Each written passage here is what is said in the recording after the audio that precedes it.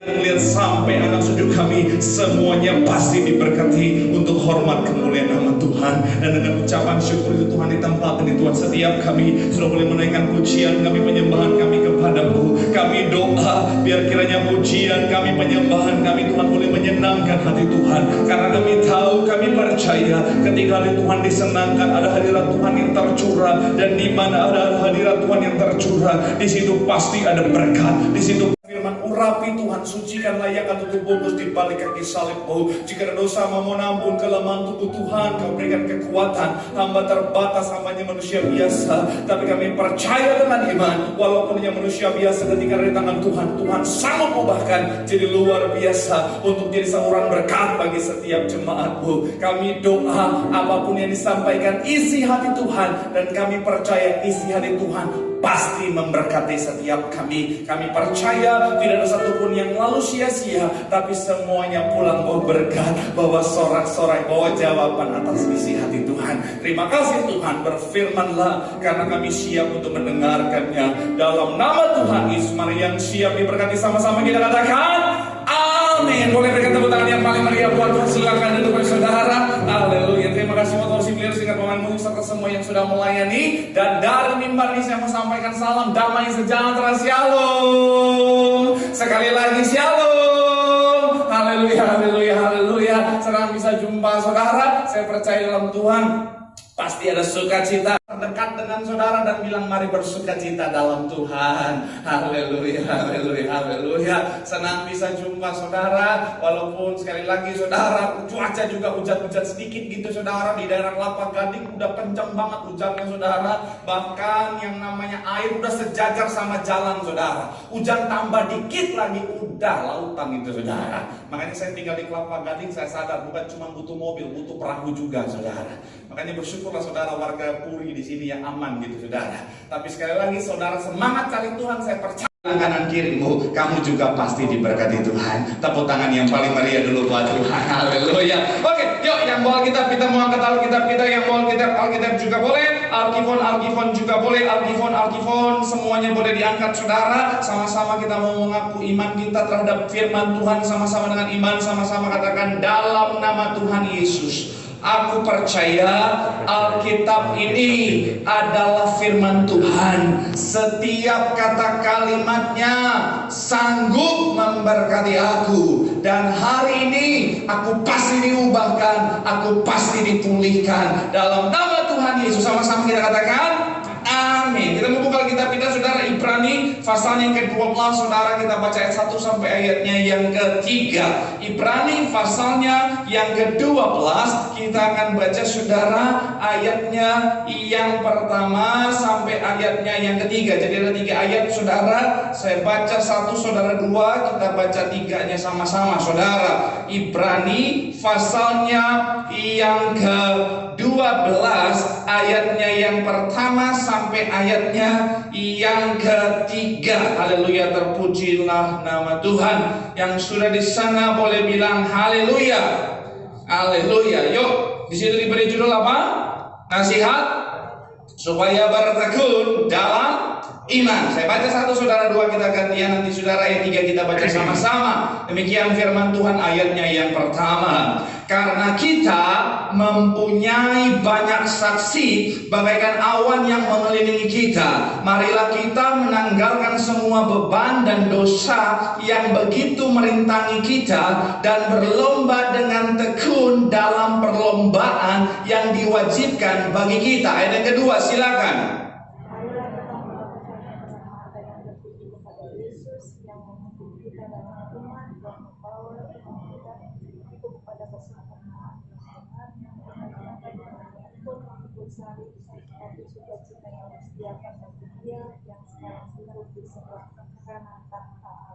Ayat ketiga sama-sama, 3, ya. Ingatlah selalu akan Dia yang tekun menanggung bantahan yang sehebat itu terhadap dirinya dari pihak orang-orang berdosa, supaya kamu menjadi apa? Jangan kamu menjadi lemah dan putus asa. Sekali lagi kita baca ayat yang ketiga. 3, ya. Ingatlah selalu akan Dia yang tekun menanggung bantahan yang sehebat itu terhadap dirinya Supaya apa? Jangan kamu menjadi apa? Lemah dan putus asa. Tema khotbah sehari saudara, boleh munculkan di layar, adalah bicara tentang never give up, atau bicara tentang jangan menyerah. Sama-sama bilang sama saya, jangan menyerah. Sama-sama bilang sama saya, jangan menyerah. Amin. Saya mau bilang saudara, saya percaya yang namanya dalam hidup kita pasti ada masalah. Sekali lagi, dalam kehidupan kita pasti ada yang namanya masalah. Selama kita masih hidup di dunia, pasti ada yang namanya masalah. Bicara tentang karir misalnya, ketika kita masih karirnya ada di posisi paling bawah pun, ya pasti ada masalah. Sekalipun kita udah ada di posisi yang sangat tinggi sekalipun, saya mau bilang juga pasti ada yang namanya masalah, saudara. Kalau saudara menganggur misalnya, nggak punya pekerjaan, ya pasti ada masalah. Saudara punya pekerjaan pun, ya ada masalah di dalamnya, saudara. Ada yang pernah bilang begini, Pak Pendeta, saya Pak Pendeta, dalam pekerjaan saya banyak masalah Pak Pendeta. Saya sudah mau berhenti bekerja aja Pak Pendeta, saya mau mulai bisnis Pak Pendeta. Tapi saya mau bilang saudara, jangan pikir karena di dalam pekerjaan banyak masalah terus bisnis nggak ada masalah. Hei, saya mau bilang saudara, dalam bisnis juga banyak masalah, saudara. Ada lagi yang bilang begini, saudara, Pak Pendeta, saya Pak Pendeta, yaitu Pak Pendeta punya istri cerewet. Waduh, Pak Pendeta itu masalah. Ya saya tahu punya istri cerewet itu masalah, saudara. Tapi saya mau bilang, punya istri pendiam juga masalah. Setiap tadi cuma saya masalah itu, saudara. Betul, saudara ya, istri-istri, ibu-ibu punya suami ganteng, masalah. Banyak yang godain. Punya suami jelek, masalah juga. Saya mau bilang, saudara, iya. Kalau pendeta senior bilang begini, saudara, kalau yang cakep katanya saudara bikin sakit hati, kalau yang tidak cakep bikin sakit mata katanya, saudara. Intinya apa? Tapi di sini cakep semua, saya lihat. Haleluya, begitulah. Kalau senyum cakep, tapi kalau cemberut kurang cakepnya, saudara. Walaupun hari-hari ini mungkin sekali lagi saudara, yang namanya hidup banyak masalah, tapi sekali lagi ya begitulah kehidupan, saudara. Sekali lagi saya mencatat di sini, saudara, yang namanya kehidupan pasti punya masalah, saudara. Ibu-ibu punya suami yang pelit, ya nyesek, saudara, masalah. Tapi saya mau bilang, punya suami yang royal juga masalah. Saking royalnya, saudara, sampai istri tetangga pun dia royal, saudara. Nah itu masalah, saudara. Intinya apa? Dalam kehidupan kita, saya mencatat sini, saudara, pasti ada yang namanya masalah. Dan yang namanya masalah serta tantangan yang datang dalam kehidupan kita, saudara, terkadang membuat kita mengalami yang namanya kegagalan, saudara. Karena yang namanya masalah dan tantangan yang datang dalam kehidupan kita terkadang membuat kita mengalami yang namanya kekalahan, saudara. Tetapi saya mencatat di sini, saudara, kekalahan tidak akhirnya membuat kita menjadi orang yang gagal. Sekali lagi, kegagalan tidak akhirnya membuat kita menjadi orang yang gagal. Kekalahan pun tidak akhirnya membuat kita jadi orang yang kalah. Karena kenapa? Yang membuat kita menjadi orang yang gagal, yang membuat kita menjadi orang yang kalah adalah ketika kita putus asa dan ketika kita menyerah, saudara. Sekali lagi, yang membuat kita menjadi orang yang kalah, yang membuat kita menjadi orang yang gagal adalah ketika kita menyerah dan putus asa. Artinya apa? Selama kita terus berusaha, kita tidak akan menjadi orang-orang yang gagal. Kenapa? Karena ketika kita terus berusaha, kegagalan hanyalah sebuah kesuksesan yang tertunda. Selama kita terus berusaha, yang namanya kekalahan hanyalah kemenangan yang tertunda, saudara. Itu kenapa sekali lagi saya mencatat di sini, saudara, Tuhan mau kita itu bukan menjadi orang yang namanya menyerah dan putus asa. Yang Tuhan mau kita itu berserah. Apa bedanya, Pak Pendeta?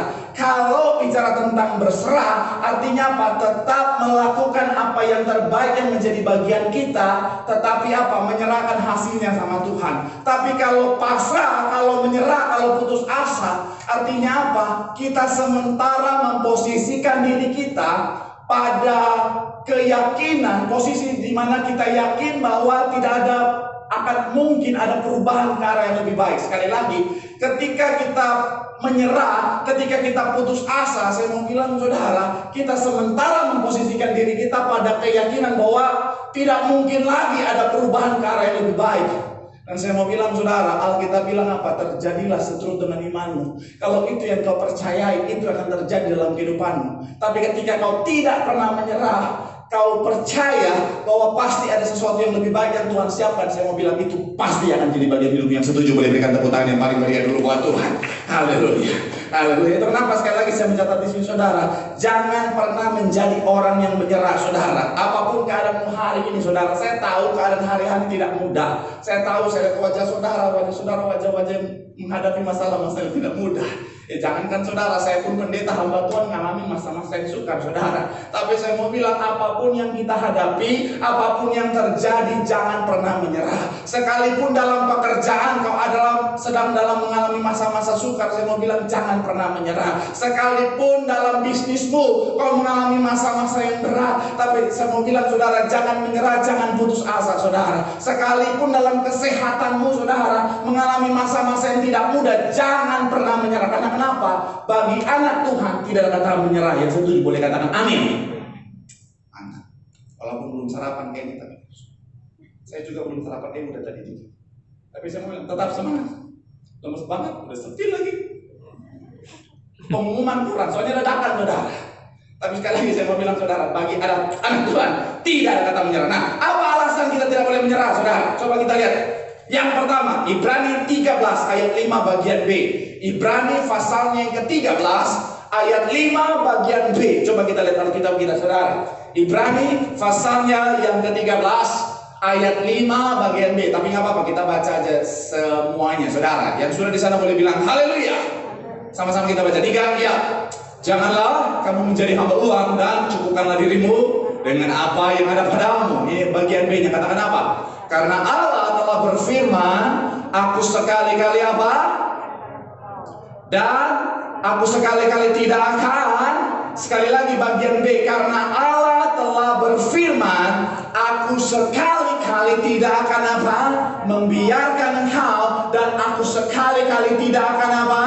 Meninggalkan engkau. Poin yang pertama, kenapa kita tidak boleh putus asa? Kenapa kita tidak boleh menyerah? Karena Tuhan tidak pernah meninggalkan setiap kita. Sama-sama bilang sama saya, Tuhan tak pernah meninggalkan Tuhan.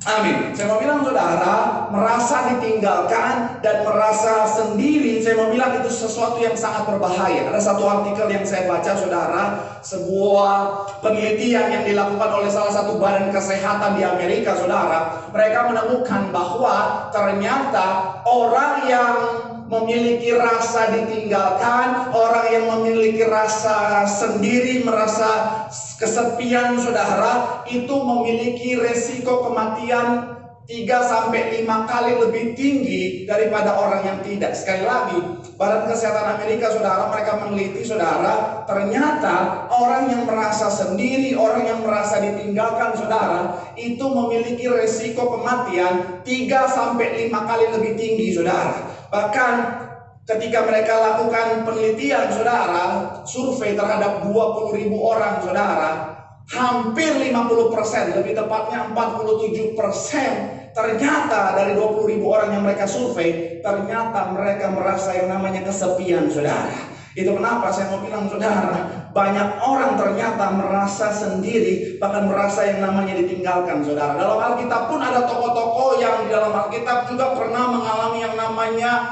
seperti sendiri, seperti yang namanya ditinggalkan. Yang pertama coba kita lihat Mazmur 10 ayat 1. Mazmur pasalnya yang ke-10, kita lihat ayat yang pertama saudara. Mazmur pasalnya yang ke-10, kita lihat ayat 1. Mengapa engkau berdiri jauh-jauh ya Tuhan, dan apa? Menyembunyikan dirimu dalam waktu-waktu kesesakan. Pemazmur pun pernah mengalami yang namanya seperti sendiri dan ditinggalkan. Ayub 13 ayat 15. Boleh munculkan Ayub pasalnya yang ke-13. Kita lihat ayatnya yang ke-15. Dikatakan apa di sana? 3 ya. Lihatlah, ia hendak apa? Membunuh aku. Tak ada harapan bagiku. Namun apa? Aku hendak membela perilakuku di hadapannya. Ayub merasa ditinggalkan. Ayub merasa secara nggak langsung Tuhan ingin membunuhnya. Seperti ditinggalkan, seperti merasa seorang diri saudara. Tapi memang hebatnya Ayub tetap menjaga perilakunya benar di hadapan Tuhan. Saya mau bilang bahkan Abraham pun pernah merasa ditinggalkan saudara. Abraham ketika dia belum punya keturunan saudara, dia sampai bilang sama Tuhan, Tuhan kok aku merasa seperti meninggalkan Tuhan. Aku belum punya keturunan Tuhan. Nanti aku akan mati dan aku akan mewariskan harta dan apapun yang aku miliki kepada orang lain. Saya mau bilang saudara, banyak orang pernah mengalami yang namanya rasa sendiri dan tinggalkan saudara. Tapi saya mau bilang ingat baik saudara dan saya, di dalam Tuhan, kita anak Tuhan. Tuhan tidak pernah meninggalkan setiap kita. Amin. Karena kenapa? Janji Tuhan, aku sekali-kali tidak akan pernah meninggalkan engkau saudara. Ibrani 13 tadi yang kita baca dengan tegas bilang apa? Aku sekali-kali tidak akan pernah meninggalkan engkau. Dalam masa yang paling sukar sekalipun, saya mau bilang saudara, Tuhan setia menyertai saudara. Amin.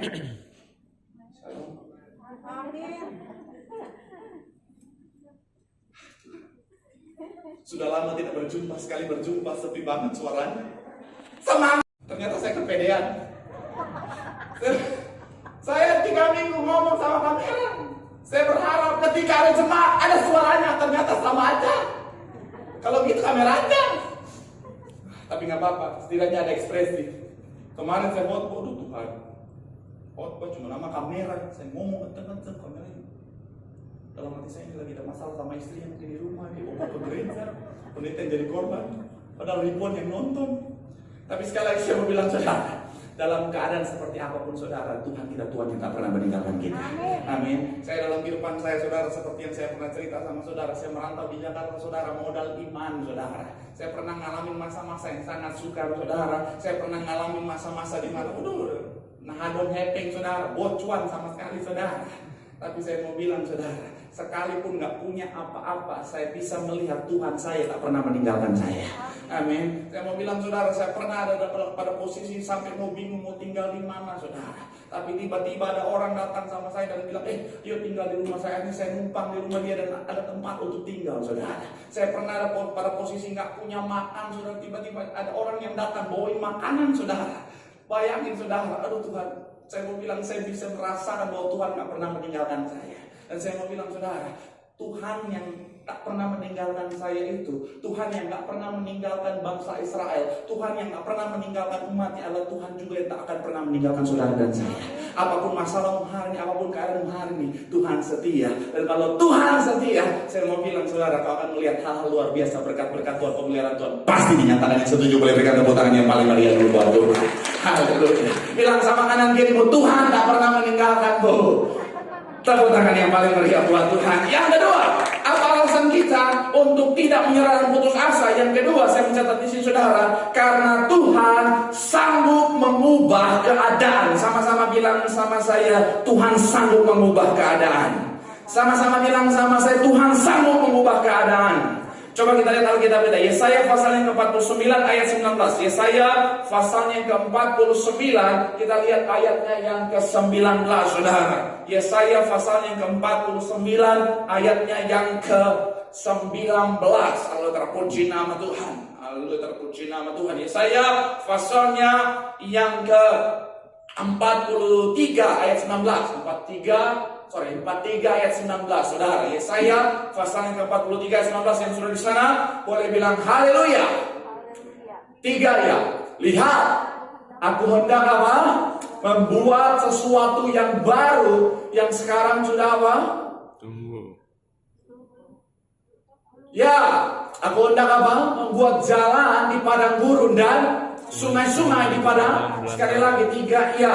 Lihat, aku hendak membuat sesuatu yang baru yang sekarang sudah tumbuh. Belumkah kamu mengetahuinya? Ya, aku hendak membuat jalan di padang gurun dan sungai-sungai apa? Di padang belantara. Ini bicara tentang apa? Tuhan sanggup mengubahkan. Bicara tentang yang namanya padang gurun, sesuatu yang kering, tapi Tuhan sanggup membuat yang namanya jalan, bahkan sungai-sungai di sana. Saudara, saya mau bilang kita punya Tuhan yang sanggup mengubahkan keadaan. Itu kenapa? Jangan pernah jadi orang yang menyerah. Karena kalau kita lihat keadaan Yusuf, saudara, Yusuf sekali lagi saya mau bilang kehidupan Yusuf benar-benar Tuhan ubahkan luar biasa. Dari yang namanya zero to hero saudara. Dari budak level paling bawah menjadi orang yang sangat punya kuasa yang besar saudara. Kalau kita lihat lagi Alkitab kita saudara, kalau saudara ingat bangsa Israel, dari bangsa yang diperbudak menjadi bangsa yang menikmati yang namanya janji Tuhan, berkat Tuhan. Dan banyak lagi saudara, bahkan Sadrak, Mesak, Abednego saudara, dari yang namanya orang-orang yang terpidana mati saudara, berubah menjadi apa? Orang-orang yang memiliki kemuliaan Tuhan yang luar biasa. Sekali lagi saya mau bilang saudara, alasan kenapa kita tidak perlu yang namanya menyerah dan putus asa, karena kita punya Tuhan yang sanggup mengubahkan keadaan kita saudara. Mungkin saudara bilang sama saya, Pak Pendeta, tapi kadang-kadang Pak Pendeta, saya sudah doa sama Tuhan, saya sudah berusaha Pak Pendeta, tapi toh Pak Pendeta, kenapa keadaan saya tidak berubah? Bisnis saya kok tidak berubah Pak Pendeta? Masih aja Pak Pendeta minus terus. Kenapa saya udah berusaha sungguh-sungguh Pak Pendeta? Kenapa pekerjaan saya tidak berubah Pak Pendeta? Dari dulu sampai sekarang OB terus Pak Pendeta, nggak naik-naik. Pak Pendeta, kalau Tuhan bisa mengubah keadaan, kenapa kok suami saya nggak berubah Pak Pendeta? Kenapa kok istri saya nggak berubah Pak Pendeta? Saya pelajari saudara, terkadang saya mau bilang Tuhan mengubahkan, tetapi yang Tuhan ubah bukan keadaan yang ada di sekitar kita, tapi yang Tuhan ubahkan adalah keadaan yang ada di dalam kita saudara. Mungkin hari ini sekali lagi saudara bilang, Pak Pendeta, saya belum lihat keadaan di sekitar saya berubah. Artinya Tuhan ingin yang ada di dalammu yang berubah saudara. Saya banyak belajar saudara, bahkan di coba Roma 8 ayat 28 saudara. Situ dikatakan bahwa Tuhan mengubahkan keadaan menggunakan keadaan saudara. Roma 8 ayat yang ke-28. Ini ayat yang sangat terkenal, sama-sama 3 ya. Kita tahu sekarang bahwa apa? Allah itu bekerja dalam segala sesuatu untuk apa? Mendatangkan kebaikan bagi mereka apa? Yang mengasihi Dia, yaitu bagi mereka yang terpanggil dengan rencana Allah. Jangan sampai di situ saudara. Dari ayat ini kita belajar bahwa Tuhan itu bisa ubahkan keadaan saudara untuk apa? Untuk mendatangkan kebaikan. Tetapi kalau kita pelajari lebih dalam, ternyata tujuan Tuhan dalam mengubahkan keadaan adalah untuk mengubahkan kita. Itu kenapa ayat 29 kalimat kuncinya saudara, ayat 29 setelah ayat 28 ini, ayat berikutnya 29 dikatakan apa di sana? Sebab semua orang yang dipilihnya dari semula, mereka juga apa? Dari semula untuk apa? Menjadi serupa dengan gambaran anaknya, supaya apa? Ia, anaknya itu menjadi yang sulung di antara. Di situ dikatakan apa? Semua untuk menjadi serupa dengan gambaran anaknya. Artinya gini saudara, Tuhan gunakan banyak keadaan saudara untuk apa? Untuk mengubahkan saudara dan saya untuk menjadi serupa segambar seperti Allah. Jadi gini, kadang-kadang Tuhan nggak ubah keadaan di sekitar saudara karena memang Tuhan ingin mengubahkan saudara. Karena gini saudara, keadaan itu saudara, goalsnya Tuhan, tujuan utamanya Tuhan bukanlah pada keadaannya, tetapi sama saudaranya, sama saudara dan saya, untuk apa? Menjadi serupa segambar seperti Allah. Itu kenapa kadang-kadang sekali lagi dalam kehidupan kita, di sekitar kita, keadaannya Tuhan kadang-kadang gak berubah. Kenapa? Karena Tuhan mau kita yang berubah. Kadang-kadang dalam yang namanya keuangan kita, kadang-kadang Tuhan nggak langsung ubahkan jadi kaya raya. Karena kenapa? Tuhan mau kita belajar untuk bisa apa? Untuk bisa memanage keuangan kita dengan baik misalnya. Atau kadang-kadang Tuhan belum ubah keuangan kita, pekerjaan kita, supaya apa? Kita jadi orang-orang yang benar-benar giat dalam bekerja, mensyukuri hal-hal yang kecil. Kadang-kadang Tuhan nggak ubah suami kita yang galak itu tiba-tiba jadi baik. Kadang-kadang Tuhan nggak ubah supaya apa? Kita belajar jadi wanita yang sabar. Karena saya mau bilang saudara, kadang-kadang saudara udah doa sama Tuhan, aku doa Tuhan supaya Tuhan suamiku jadi pria yang lembut. Saudara mungkin udah berdoa berminggu-minggu, udah berjaman kudus, tapi suami masih apa? Tapi saya mau bilang kadang-kadang Tuhan izinkan itu, Tuhan gak ubah suamimu supaya apa? Tuhan ingin mengubahmu jadi pribadi yang sabar untuk handle suamimu. Kadang-kadang suami berdoa, Tuhan, aku berdoa Tuhan, sekali lagi Tuhan, istriku tuh cerewet, dia minta ampun Tuhan. Dia kalau ngomong gak ada nafasnya, satu tarik nafas, aku doa Tuhan biar dia jadi seorang wanita yang bisa ngerem bibirnya. Tetapi saya mau bilang, Tuhan kadang-kadang mau ubah istrimu supaya kau apa? Jadi pria yang sabar dan menerima. Saya mau bilang saudara, dari banyak pengalaman keluarga yang saya layani, kalau istrimu lagi cerewet, yang paling bijaksana untuk kau lakukan adalah diam saja. Karena ketika kau ngomong satu kata lagi, bisa muncul bahan pembahasan yang baru dan akhirnya bisa membuat dia ngomong 1 jam lagi. Jadi apa aja, itu aman. Kalau kau nggak dengerin juga nggak aman. Jadi itu intinya apa? Sekali lagi saudara, kadang-kadang Tuhan tidak ubah keadaan karena Tuhan mau gunakan keadaan untuk mengubahkanmu. Karena kenapa? Yang Tuhan mau kau jadi serupa segambar seperti Allah untuk memperoleh sesuatu.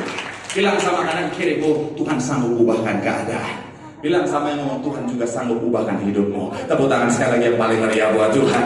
Yang terakhir saudara, yang ketiga, saya mencatat di sini saudara, pemain musik boleh siap-siap. Saya mencatat di sini saudara, yang ketiga, alasan kita tidak perlu menyerah dan putus asa karena Tuhan memiliki tujuan dalam kehidupan kita. Sama-sama bilang sama saya tujuan. Sama-sama bilang sama saya tujuan. Coba kita lihat Yesaya 43 ayatnya yang ke-7. Yesaya pasalnya yang ke-43 saudara. Kita lihat ayatnya yang ke-7. Coba kita lihat Alkitab kita. Yesaya pasalnya yang ke-43 ayat 7. Yang sudah di sana boleh bilang haleluya. Sama-sama kita baca 3 ya. Semua orang yang disebutkan dengan namaku apa? Yang kuciptakan apa? Untuk kemuliaanku yang kubentuk dan yang kujadikan. Perhatikan kalimat yang kuciptakan untuk apa? Kemuliaanku. Saya mencatat di sini saudara, setiap orang Tuhan ciptakan bukan tanpa tujuan. Siapapun saudara, dimanapun kau tinggal, dimanapun kau bekerja, dimanapun kau hidup, saya mau bilang saudara, Tuhan menciptakanmu dengan tujuan saudara. Tuhan tempatkan dirimu di satu tempat dengan keadaanmu. Saya mau bilang saudara, Tuhan punya tujuan dalam kehidupanmu. Saya pernah bahas tentang, kalau saudara ingat, Nick Fujitsu kalau nggak salah namanya saudara. Seorang pria yang lahir tanpa tangan dan kaki saudara. Mungkin banyak orang bilang begini, oh dia nggak sempurna. Tapi buat saya, dia sempurna seturut dengan tujuan Tuhan dalam kehidupannya. Karena dalam keterbatasannya, dia bisa pakai keterbatasannya itu untuk jadi kesaksian bagi banyak orang. Wow, saya mau bilang saudara, kalau saudara nonton videonya, saudara baca bukunya, saudara, Nick ini saudara, dia sudah sangat menginspirasi banyak orang. Bahkan ada orang-orang yang sudah putus harapan saudara, jadi semangat lagi karena lihat bagaimana semangatnya. Artinya apa saudara? Tuhan punya tujuan dalam kehidupan setiap kita. Secara spesifik mungkin berbeda-beda, tetapi secara garis besar seperti ayat yang kita baca di sini dikatakan untuk kemuliaan Tuhan, saudara. Banyak orang menjadi putus asa, banyak orang menjadi ingin menyerah. Salah satunya karena apa? Mereka kehilangan tujuan, saudara. Kalau saudara ingat kisah Elia, coba kita lihat 1 Raja-Raja 19 ayat 4. 1 Raja-Raja pasal yang ke-19 ayat 4. Boleh munculkan di layar. Raja-Raja 19, 1 Raja-Raja 19 ayat 4 dulu. 3 ya. Tetapi ia sendiri masuk ke padang gurun sehari perjalanan jauhnya, lalu duduk di bawah sebuah pohon ara. Kemudian apa? Ia ingin mati, katanya. Cukuplah itu sekarang ya Tuhan, ambillah nyawaku, sebab aku ini tidak lebih baik daripada apa? Nenek moyangku. Bayangin saudara, seorang nabi sekali berelia.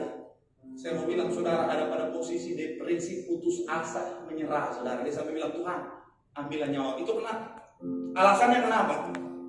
Karena Elia, dia sudah lakukan hal-hal yang luar biasa. Dia sudah mengalahkan 450 nabi Baal dan 400 nabi Asyera.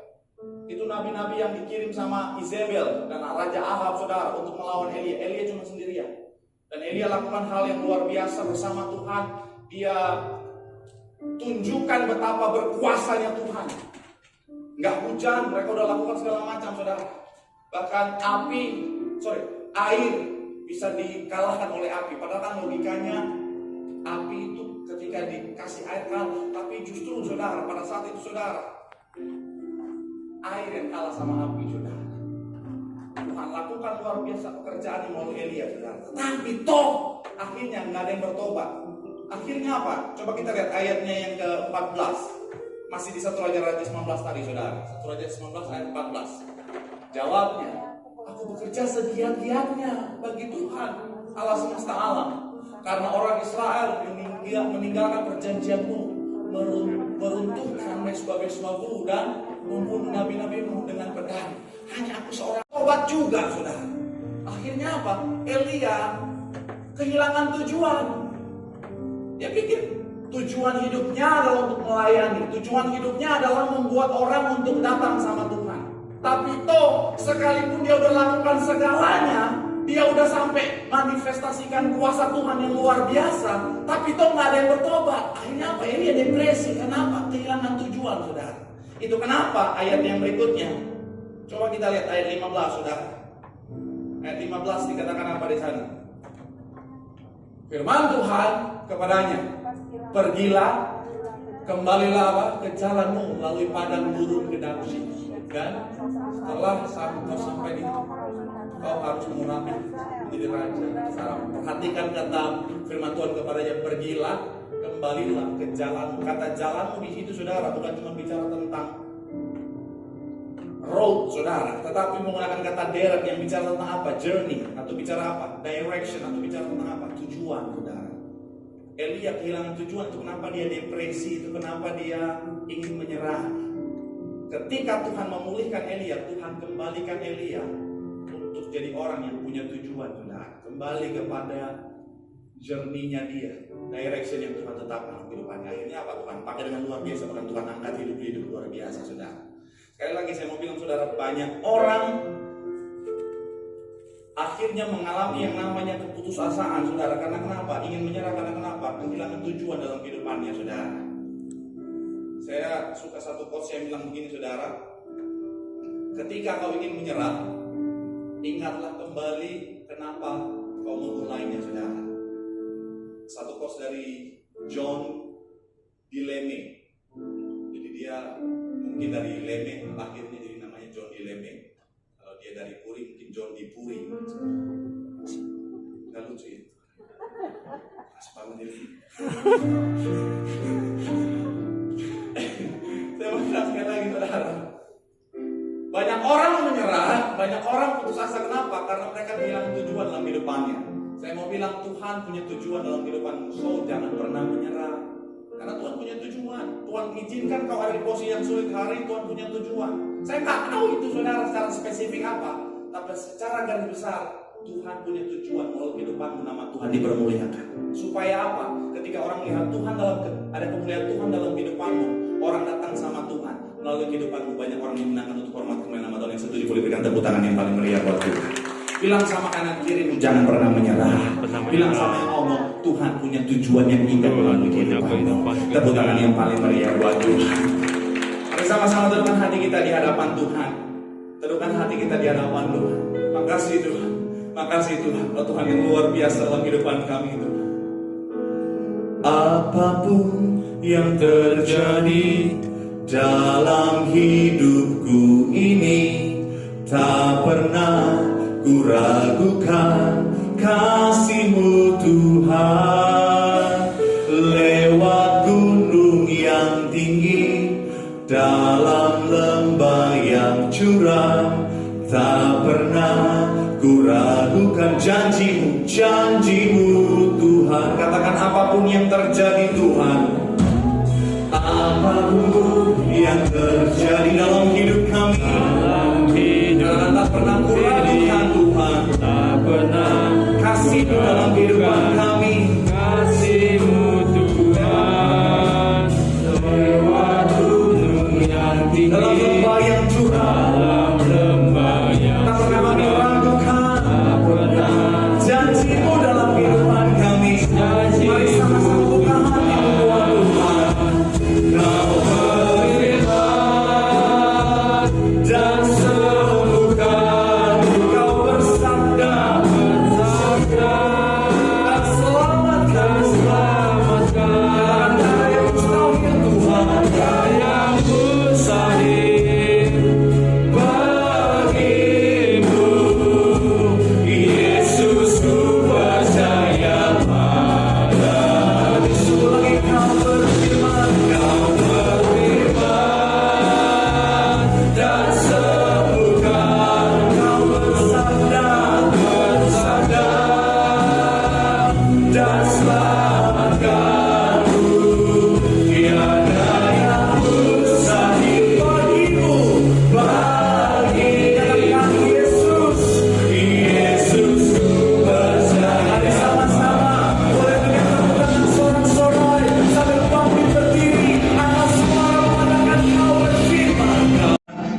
angkat kedua tanganmu dengan imanmu, pandang wajah Tuhan, dan terimalah berkat Tuhan. Tuhan memberkati hidupmu, Tuhan memberkati pekerjaanmu, Tuhan memberkati kesehatanmu, Tuhan memberkati anak cucumu. Sepanjang tahun ini adalah tahun berkat, tahun pemulihan, tahun mujizat, dan kiranya kasih anugerah dari Tuhan kita Yesus Kristus menyertai kita mulai saat ini sampai Tuhan datang menjemput saudara dan saya dalam kemuliaan untuk pesta dalam kerajaan surga. Yang diberkati sama-sama kita katakan